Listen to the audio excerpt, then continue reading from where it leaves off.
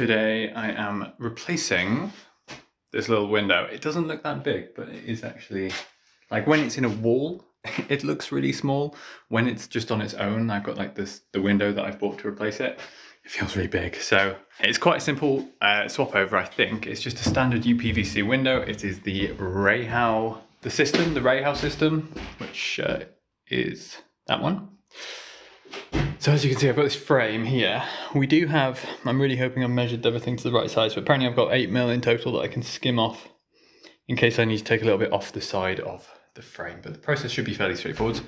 What I was told by the window manufacturer was different from what I've seen people on YouTube doing, and so I'm going to do what people on YouTube are doing, but that should be fine. I mean, it's only a minor change, and it adds a few steps as well, just to kind of belt and braces. So what I'm going to be doing essentially is I'm going to have to extract the window that is in there currently. So as we can see, we've got this timber here, which is just, it's so soft, it's ridiculous how, it's just rotten, it's totally rotten.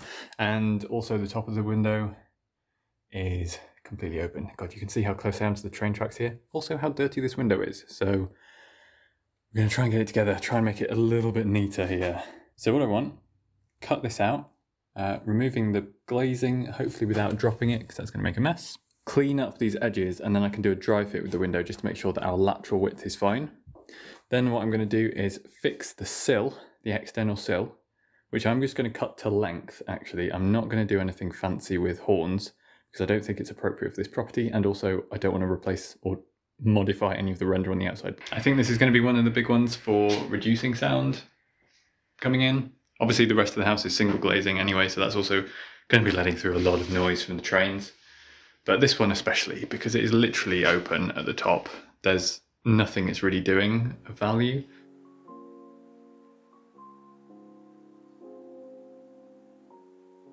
So this is the outside. This here, this is what the bricks are like.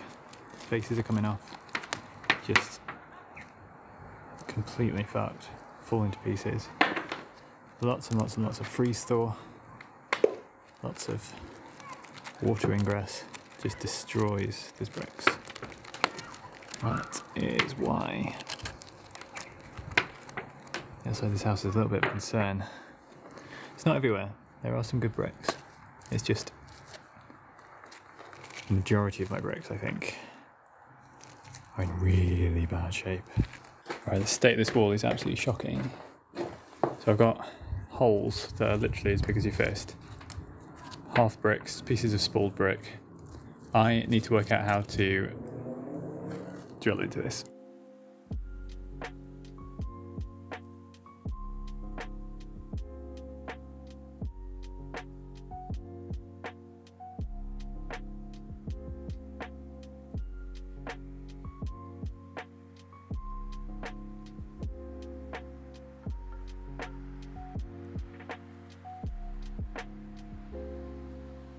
It is technically in the hole, the right way round, everything is correct, everything is good, except from the hole itself. I mean, look at this. I'm definitely going to need to build this back up before I get the window in.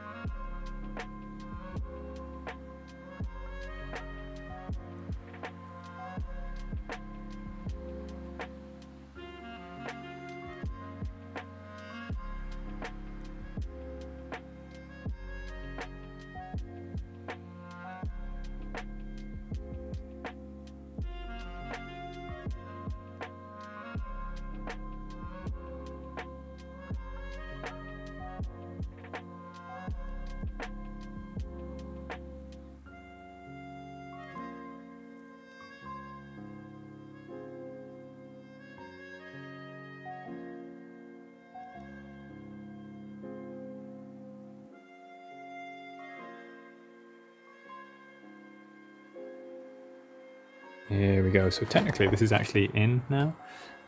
These, I think I have 2 good anchor points.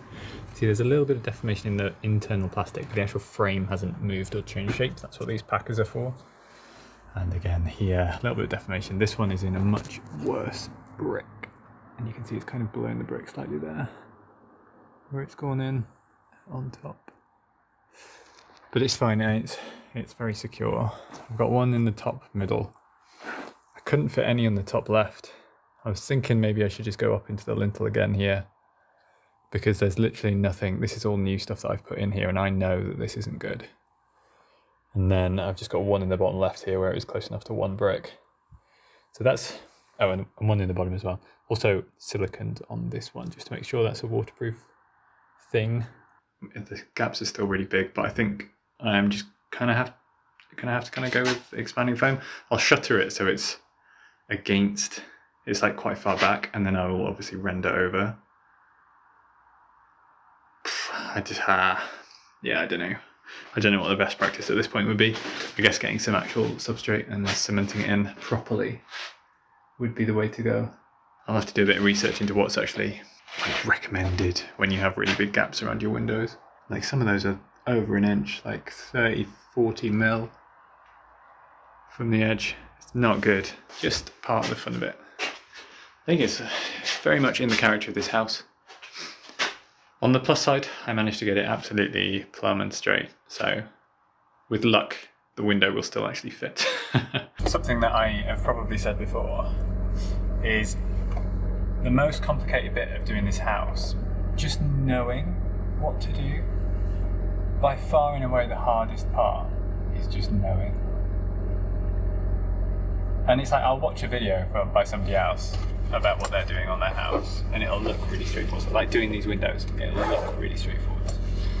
And the problem is that as soon as I actually start trying to do it on my house is so significantly different.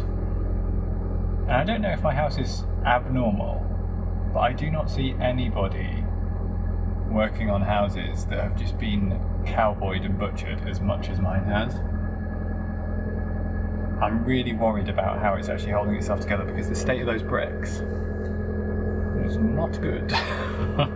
Like, if that's the entire gable is that quality, then I'm in trouble. It's going to be really interesting. I'm going to have to get some guys in that I trust to do the rendering and just take it off very gingerly, very slowly. And when we redo that top corner, just really be considerate of the house. It's a worry. Maybe this is foolish, but I couldn't find any good information online about this. So what I'm going to be doing is I'm going to be using expanding foam to fill these gaps. To make sure that I don't blow out on the front, what I'm going to do is I'm going to scribe a piece of wood to sit flush to the front, and then I can just infill from here and just do it from the back so it expands forwards without blowing anything out and distorting anything. So I've got this, I've got strips of this, which is 6mm ply, slightly taller than the opening. So all I need to do is just scribe down, jigsaw that left hand side so it's nice and flush on the back, clamp it onto my window frame, and then I can expanding foam into the gap.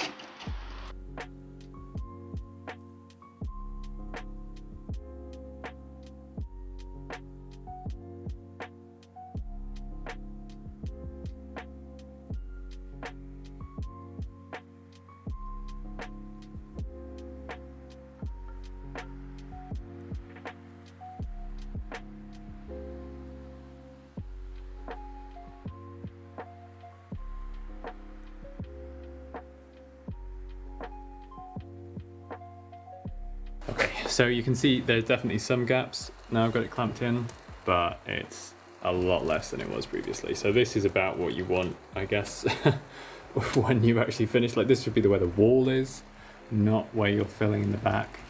I think it is just one of those things with this house where it is just so out of plumb, so out of true, and then it's been so cowboyed around that you just got to make the best with the pieces that you actually have in place. So that's how I'm going to be doing this one. Just going to fill it up now, and yeah, hope for the best.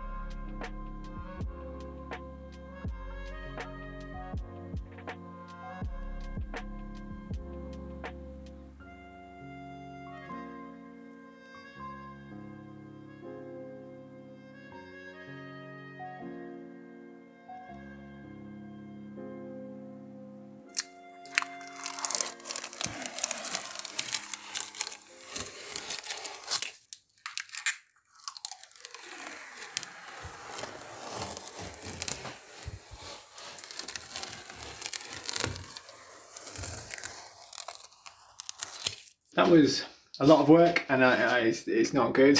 It's not a good job of fitting a window, but it's in, and I did it, and it technically functions. It does its job, which is crazy. Like, that was sort of easy. It was just knowing what to do, in what order, and how to do things that I'd never done before, like rendering. But look, a freaking window. I put a window in my house.